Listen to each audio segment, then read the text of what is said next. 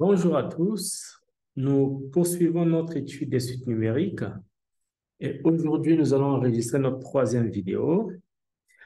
Et dans cette vidéo, nous allons parler de quelques propriétés liées à la convergence d'une suite. Donc, dans notre précédente vidéo, nous avions traité quelques exercices en relation avec la définition de la convergence d'une suite. Bien, donc nous savons déjà ce que ça veut dire qu'une suite converge vers une valeur L. Mais aujourd'hui, nous allons essayer de regarder les propriétés qui sont liées à cette limite. Dire qu'une suite converge vers L, ben, qu'est-ce que ça veut dire? Quelles conséquences pour ce L? Alors, la première propriété sera de remarquer que lorsqu'une suite numérique converge, la limite est unique. Donc, il n'est pas possible d'avoir une suite numérique UN qui converge vers 2 et qui converge ensuite vers 3. Ça n'a pas de sens. Donc, ce que nous allons démontrer en premier lieu, c'est cette propriété qui dit que si une suite numérique converge, alors sa limite est unique. Je pense que là, c'est bon. Donc, c'est parti. Alors, proposition. Je vais trouver. Ah, la craie n'écrit pas trop bien. OK, ça va. Proposition. Oh là là, oh là là, oh là là, oh là là. Ah, d'accord. Ah, c'est le tableau qui est modifié. Proposition. Donc, si la suite numérique UN converge,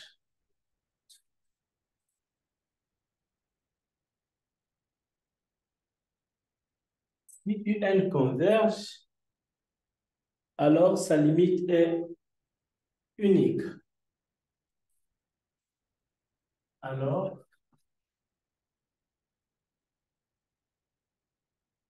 sa limite est unique.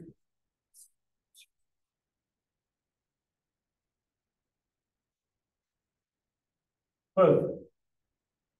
Donc, ici, nous allons montrer qu'une suite qui converge ne peut pas converger vers deux valeurs différentes.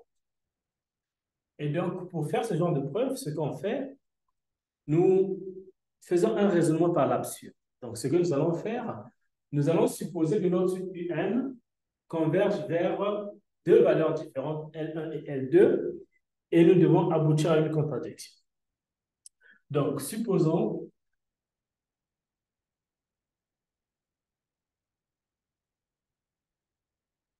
que UN converge vers L1 et L2 avec L1 différent de L2. Alors, qu'est-ce que ça veut dire? Ça veut dire que quel que soit epsilon, il existe tout ce qu'on a vu de la définition. Il me faut d'abord trouver un epsilon. Alors, l'idée, c'est quoi? C'est que si je trouve un epsilon pour lequel j'ai une contradiction, pour lequel ça ne marche pas, alors je m'arrête. Donc, l'idée est de trouver un epsilon pour lequel ceci me conduira à une contradiction. Et donc, créer un epsilon, c'est quelque chose de très facile. On crée un epsilon par rapport aux informations que nous avons déjà. Ici, nous savons que L1 est différent de L2. Ça veut dire que L1 moins L2 est différent de 0. Donc ici, ça veut dire que L1 moins L2 est déjà différent de 0. Ça, c'est quelque chose d'intéressant. Mais je ne connais pas la valeur. L1 moins L2 peut être positif, comme peut être négatif. Et donc, si j'ai besoin de quelque chose de positif, il est important de prendre la valeur absolue. Donc, je prends donc la valeur absolue de L1 moins L2. Là, je suis sûr que j'ai quelque chose de positif. Maintenant, pour les raisons stratégiques de la preuve, moi, je vais m'intéresser à peut-être 1 sur 3 et j'appelle ça epsilon. Donc, mon epsilon est égal à cette quantité qui est strictement supérieure à 0. Alors, puisque la suite, notre suite converge vers L1 et elle converge aussi vers L2, ça veut dire que quel que soit le epsilon supérieur à 0, donc en particulier ce monsieur-là, il existe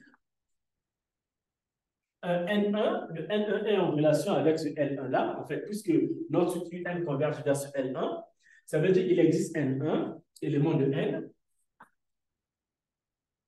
tel que pour tout n, que je prends n, n supérieur ou égal à n1 implique que un moins n1 strictement inférieur à epsilon 1. Ah, enfin à epsilon, je veux dire. Mais le même monsieur ici converge aussi, le même monsieur un converge aussi vers L2. Ça signifie que pour le même epsilon ici, il existe N2 éléments de N tel que pour N supérieur ou égal à N, or, pour N éléments de N,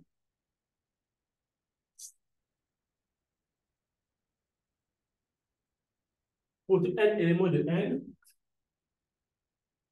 N supérieur ou égal à N pour N de L, tout au moins inférieur à epsilon. Et ceci sont les hypothèses que j'ai. Alors, puisque L1 est différent de L2, cela signifie que j'ai donc ici, quand je prends la valeur absolue de L1 moins L2, je peux ajouter et retrancher UN. Donc, ceci me donne L1 moins UN plus UN moins L2. Et à partir d'ici, je peux appliquer l'inégalité triangulaire. L'inégalité triangulaire me permet de déduire que celui-ci est UN moins L1 plus UN moins L2. Mais UN moins L1, attention, est inférieur à epsilon lorsque n est supérieur à ce n1-là. UN moins L2 est inférieur à epsilon lorsque n est supérieur à ce n2. Et donc, en général, je ne peux rien mettre ici. Il faudrait que je sache d'où est-ce que je tire le n qui est là, en fait. Et donc, pour bien illustrer ce qui se passe ici, je vais peut-être faire, je trace une droite. Et donc, entre grand N1 et grand N2, il y a un qui vient avant. Ça peut être N1, comme ça peut être N2. Donc, je suppose ici, dans un premier temps, je suppose que c'est N1 qui vient avant. Et N2 ici. Je suppose, dans le deuxième temps, que c'est N2 qui vient avant, N1 là. Juste pour essayer de bien comprendre ce qui se passe. Cela signifie que si je prends mon N ici, ça veut dire que le N que j'ai est inférieur à ces deux-là. Je n'ai toujours pas les conditions qui sont là. Si je prends mon N ici, en tout cas à partir entre les deux, si je prends mon N ici, cela signifie que le N est supérieur à N1 qui est là. La première condition est inférieure à epsilon, mais la deuxième ne l'est pas. Et donc, pour que les deux soient inférieurs à epsilon, il faudrait que je prenne un N qui soit ici, qui soit plus gros que les deux. Donc, en même temps, ici, je prends celui qui sera plus grand que les deux. Mais puisque je ne sais pas qui est le plus grand entre N1 et N2, ce que je vais faire, je vais choisir un N qui va être le max de N1 et N2. Et ça, c'est intéressant.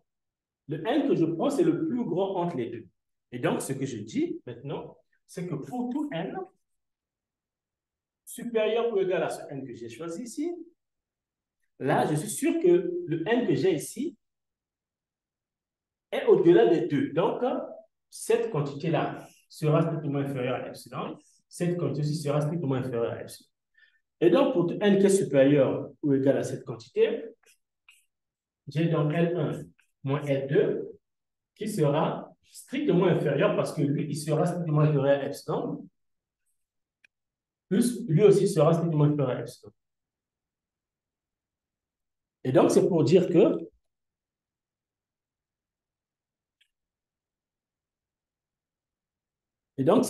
que j'ai quelque chose qui est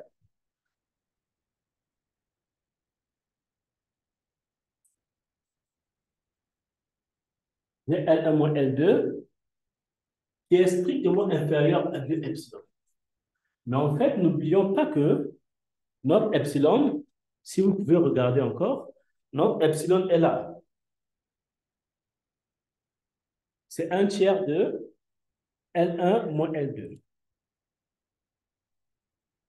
Donc, j'ai ici, ceci c'est égal à 2 tiers de L1 moins L2. Et donc, en quelque sorte, ce que j'ai, c'est quoi? J'ai L1 moins L2 qui est strictement inférieur à 2 tiers de L1 moins L2. Et comme L1 moins L2 est différent de 0, ça veut dire que j'ai ici un qui est strictement inférieur à 2 tiers. C'est qu'il y a une contradiction.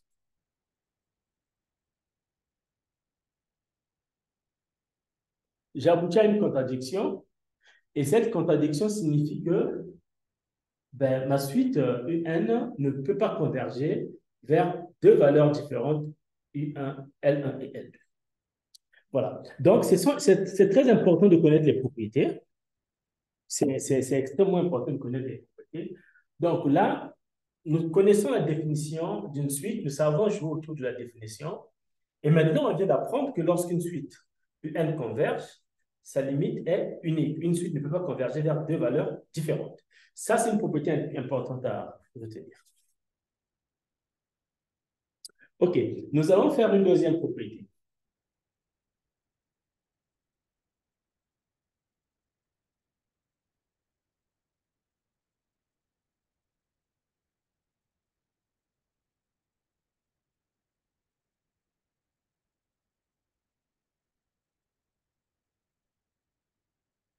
Notre deuxième propriété nous parle. Alors, c'est quoi une suite à terme positif? Définition.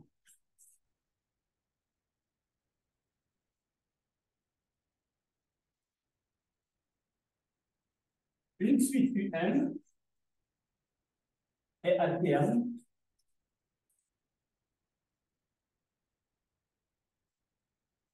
positive si UN est strictement supérieur à 0, quel que soit N que l'on prend.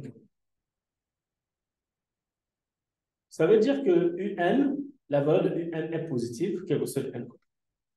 Et ça, c'est important parce qu'en fait, la propriété que nous allons voir est liée, euh, est liée au fait que notre suite doit être positive. Proposition.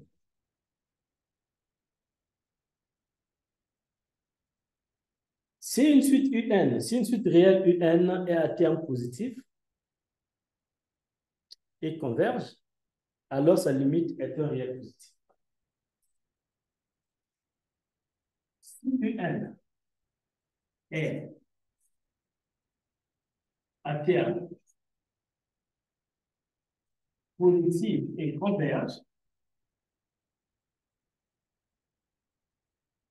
converge, alors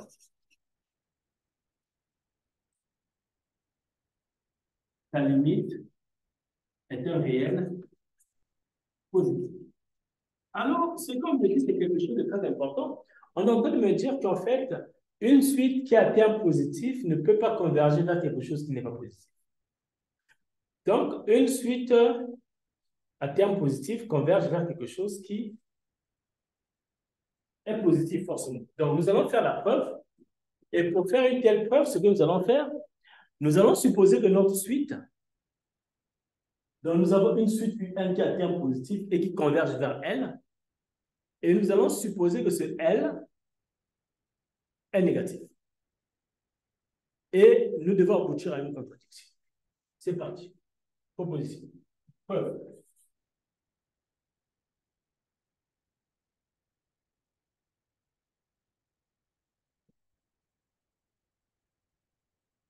Alors, donc soit UN,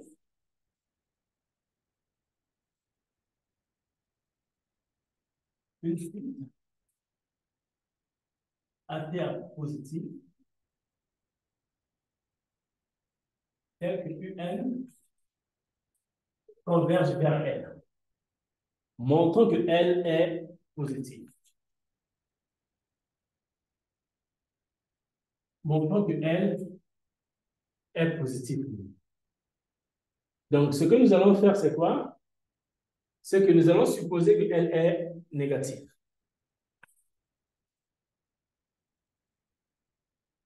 Supposons que L est strictement inférieur à 0. Alors, ici, déjà, comme nous raisonnons par l'absurde, nous voulons aboutir à une contradiction.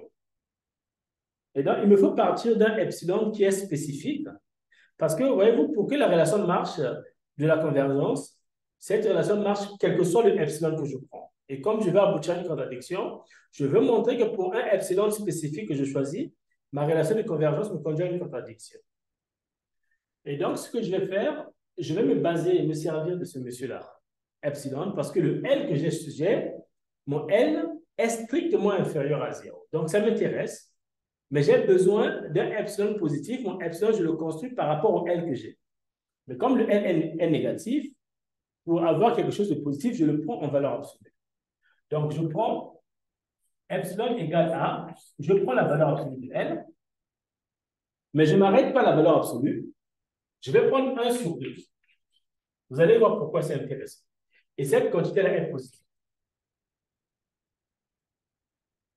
Et donc, pour cet epsilon qui est positif, puisque ma suite converge vers L, et donc, pour ce epsilon positif, il existe un n, élément de grand N, tel que pour tout n élément de n, n supérieur ou égal à grand N implique que un moins n est strictement inférieur à epsilon. C'est ce que j'ai dit. Et donc, nous allons utiliser la deuxième partie du tableau.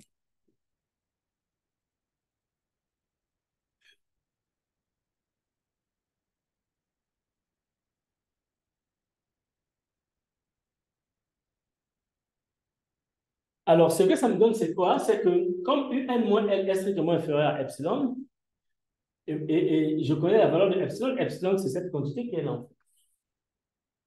Et donc, j'ai donc un moins L strictement inférieur à 1 demi de la valeur absolue de L. Mais il est important de noter que lorsque j'ai valeur absolue de x inférieure à A, ça veut dire que mon x est compris entre moins A et A. Et donc, c'est ce qui se passe ici. Comme la valeur absolue est inférieure à cette quantité, ça veut dire que moins L, moins la valeur absolue de L sur 2, strictement inférieur à N moins L, strictement inférieur à 1 demi de la valeur absolue de L. Et là, ce que je remarque, c'est que mon L est négatif. Hein? Nous avons supposé que L est négatif ici. Et comme L est négatif, la valeur absolue de L doit être quelque chose de positif. Donc, la valeur absolue de L sera égale à moins L. C'est moins L qui est positif. Donc, ici, là, quand j'ai la valeur absolue de L, ça sera moins L. Avec le moins qui est là, ça sera plus L. Donc, j'aurai L sur 2. Strictement inférieur à N moins L. Strictement inférieur. De l'autre côté, là-bas, j'aurai la valeur absolue de L, c'est quoi? C'est moins L. Donc, j'aurai ici moins L sur 2. Voilà, c'est ça. Maintenant, ce qui se passe, moi, je veux trouver un encadrement de UN. Parce que l'information de départ que j'ai est sur UN. On m'a dit que UN est une suite qui est à terme positif. Donc, cette suite-là, tous les termes sont positifs. Ce que je fais, je vais donc ajouter plus L partout. Et quand j'ajoute plus L partout, ici, là, je vais avoir 3 demi de L. Et là, je vais avoir UN. Et là-bas, je vais avoir L sur 2. Mais ce que je sais, c'est que L est strictement négatif. Ça veut dire que L sur 2 est strictement négatif. Donc, cette quantité-là est inférieure à 0. Et avoir cette quantité inférieure à 0 signifie que puisque le UN est là, ça veut dire que mon UN est strictement inférieur à 0. Ça veut dire que UN est strictement inférieur à 0, ce qui est une grosse contradiction, parce que par hypothèse, ma suite UN est une suite qui est à terme positive. Donc, c'est une contradiction.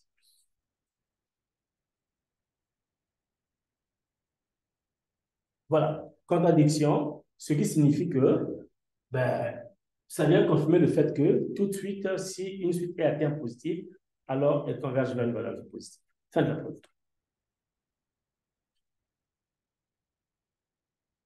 Alors, ça veut dire quoi?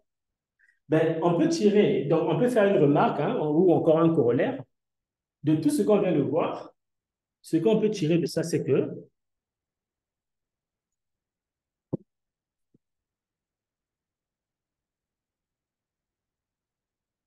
remarque,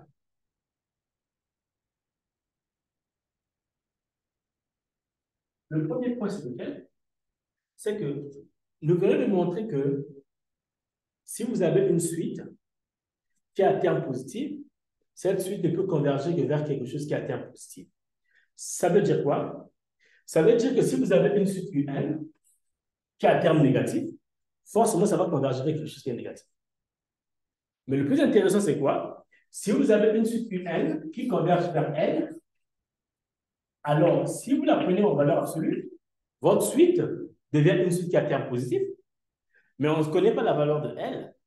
Mais comme une suite positive ne peut pas converger vers quelque chose de négatif, nécessairement cette suite-là doit converger vers la valeur absolue de L. Ça, c'est le premier point.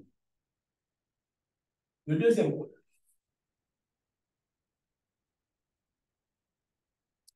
Le deuxième point, c'est ouais, le fait que... Non, il n'y a pas de deuxième point. Il n'y a pas de deuxième point, mais pour le moment, je pense que je vais m'arrêter là. Il y a beaucoup de propriétés. Bon, le deuxième point, ça peut être si une suite UN est négative, ça veut dire que, voilà, si UN est à terme négatif, ça veut dire que UN converge vers quelque chose qui est négatif. Voilà, c'est bon. Voilà, donc on va s'arrêter là pour aujourd'hui, ou bien pour cette vidéo. On va faire deux vidéos aujourd'hui. Alors, donc, ce qu'il faut retenir dans cette vidéo, ce sont les propriétés qui sont liées à la limite d'une suite qui converge.